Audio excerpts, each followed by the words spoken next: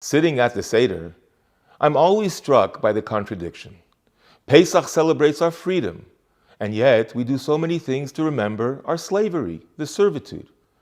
The question begs itself, once we're out of Egypt, why continue to mention the hard times?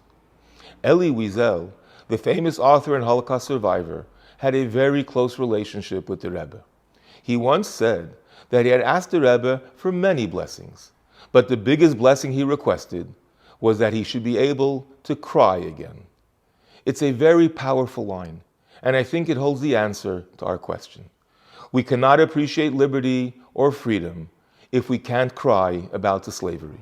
The sadness and empathy are the bridge that allow us to see the current and better state for what it truly is, and then really feel the freedom.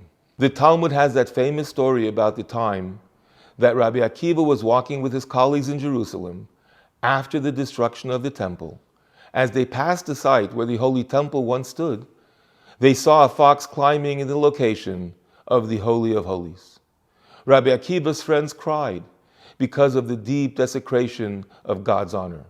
But Rabbi Akiva was laughing, because if the prophecy of the temple's destruction came true, then surely the prophecy about the future redemption and the rebuilding would also come true. The story has a myriad of interpretations, but today I want to focus on one single point. The Talmud says that Rabbi Akiva laughed after he saw the other sages crying.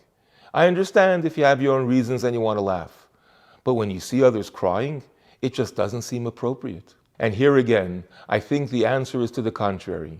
These sages had lived through the horrific events of the Churban, the destruction, that happened just a few years earlier. Like Elie Wiesel, they also survived the Holocaust. But their hearts hadn't closed. They were still able to feel. And that's exactly what gave Rabbi Akiva the immense power to be hopeful and even laugh about the future. Jewish wisdom teaches us that the first days of Pesach celebrate Yetzias Mitzrayim, the first redemption from Egypt. And the last days are the Geula Asida, which are meant to be focused on the final redemption with Mashiach Tzidkenu. Perhaps the message is the same here as well. When we spend the time looking back and learning from the past, as hard as it was, that's when we're able to truly look forward to Mashiach. And may he come this year, today and now. Wishing you and yours a Shabbat Shalom u'Mevarach and a Chag Sameach.